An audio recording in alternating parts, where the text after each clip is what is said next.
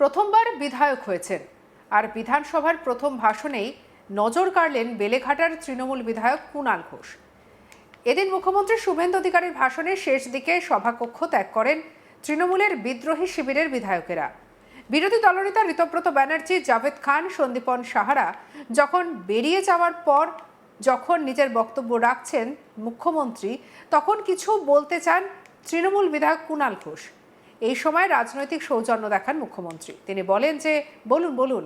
এরপরে কুণাল ঘোষ বলেন, মুখ্যমন্ত্রী দুর্নীতির বিরুদ্ধে যে পদক্ষেপ করছেন তার সবকটি সমর্থন করেছি, কিন্তু যারা যারা হঠাৎ তৃণমূলের সঙ্গে ঝগড়া করে এখন বাঁচার চেষ্টা করছে তাদের বিরুদ্ধে অভিযোগ থাকলে একটাকেও বাঁচতে দেবেন না। এরপরে বিরোধী দলনেতা ঋতব্রত ব্যানার্জির দিকে অভিযোগের আঙুল তুলে বলেন, মহিলা ঘটিত মামলা রয়েছে তার বিরুদ্ধে। কি বলেছেন কুণাল, শুনবো।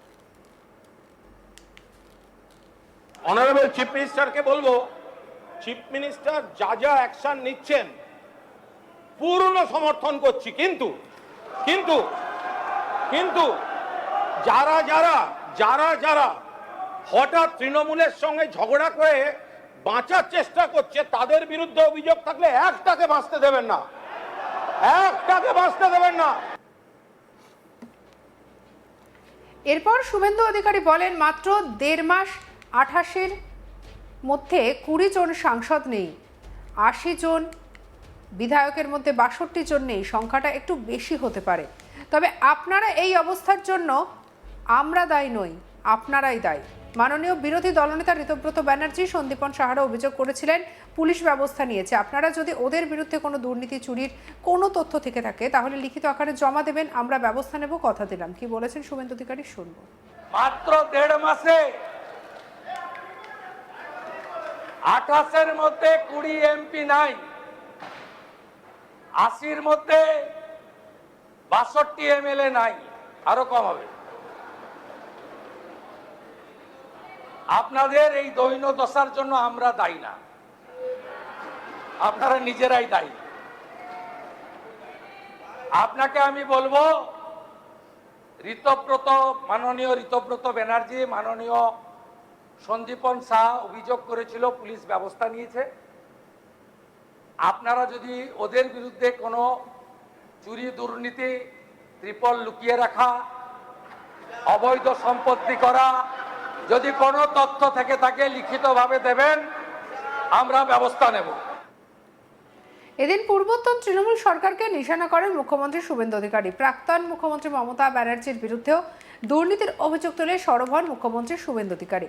শুধু অভিযোগ করাই নয়, রীতিমতো নথি দেখিয়ে শুভেন্দুর অভিযোগ, বিজিবিএস অর্থাৎ বেঙ্গল গ্লোবাল বিজনেস সামিটে প্রাক্তন মুখ্যমন্ত্রী মমতা ব্যানার্জি 324 কোটি টাকা বণিক সংস্থা ফিকিকে দিয়েছেন। এই কাগজে সই করেছেন প্রাক্তন মুখ্যমন্ত্রী। কি বলেছেন, শুনবো।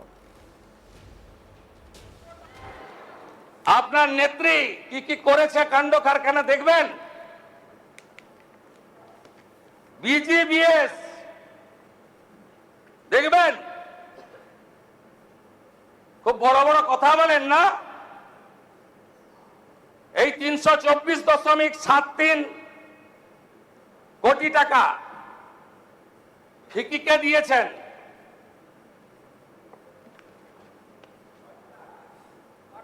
দেখবেন প্রাক্তন মুখ্যমন্ত্রী মমতা ব্যানার্জি।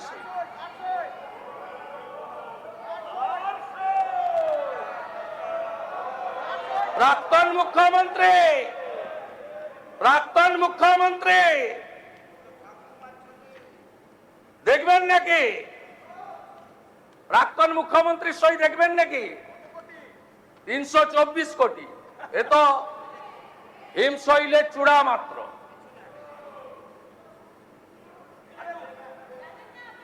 জানতে চাইছেন কিছু প্রাক্তন মেয়র?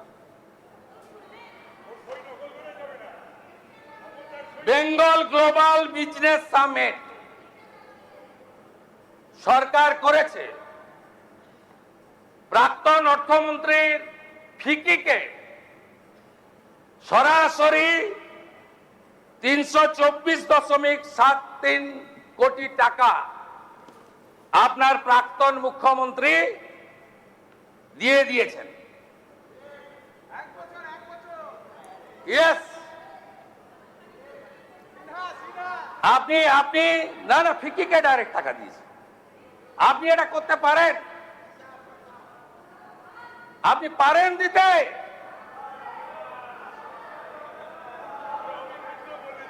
সহযোগিতা করুন, কাজ করতে দিন। আমরা এই রাজ্যকে দাঁড় করাতে চাই। আমাকে পারমিশন দিতেন না। আপনার প্রাক্তন মুখ্যমন্ত্রী বললেন আমি রানী রাসমণিতে বসবো। পুলিশ আমাকে জিজ্ঞেস করলো, আমি পুলিশ মন্ত্রীও, যে কি করব স্যার? আমি বললাম পারমিশন দেবেন, ওয়াই চ্যানেলে বসতে বলুন, যতক্ষণ খুশি বসতে বলুন, করুন, ডেলি মিছিল করুন, নো প্রবলেম, কিন্তু আসতে পারবেন না,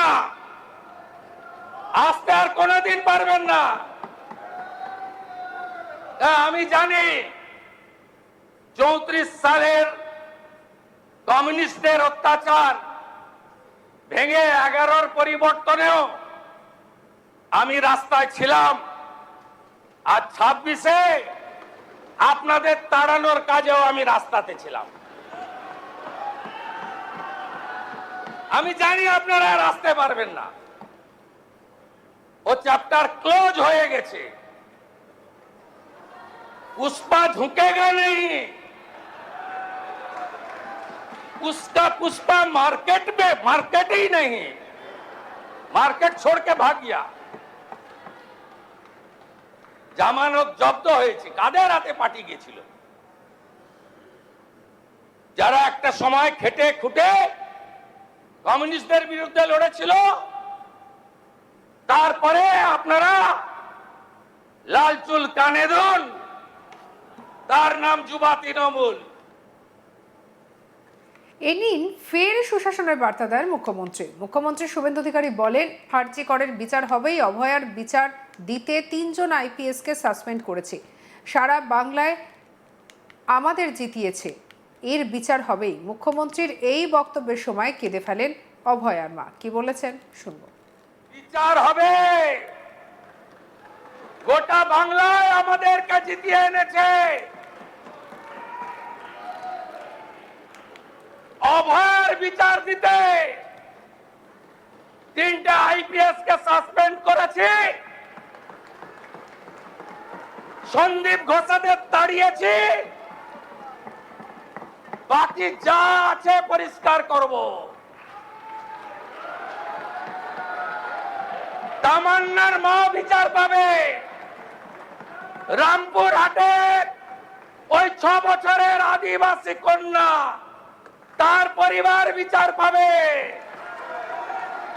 ময়নাগুড়ির ওই রাজবংশী ফ্যামিলি। সঙ্গে রাখুন আজ তাক বাংলাকে সাবস্ক্রাইব করতে ভুলবেন না।